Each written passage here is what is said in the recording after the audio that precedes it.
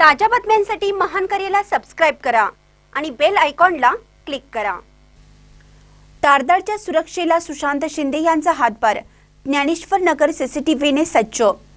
तारदाळ परिसरात गेल्या काही महिन्यांपासून घरफोडी, दरोडा तसेच चोरीच्या घटना सातत्याने घडत असल्याने नागरिकांमध्ये भीतीचे वातावरण निर्माण झाले आहे।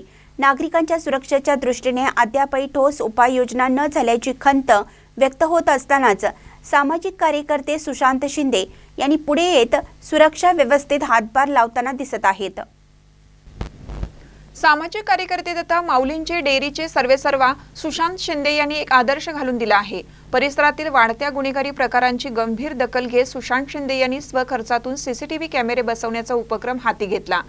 तारदाळ ते निमशिरगाव मुख्य रस्त्यावर अत्याधुनिक कॅमेरे लावून त्यांनी स्थानिक सुरक्षेला बळकटी दिली आहे। सुरक्षा यंत्रणेसाठी सीसीटीव्ही हे महत्त्वाचे साधन असल्याने या उपक्रमामुळे गुन्हेगारांवर अंकुश बसण्यास मदत होणार आहे।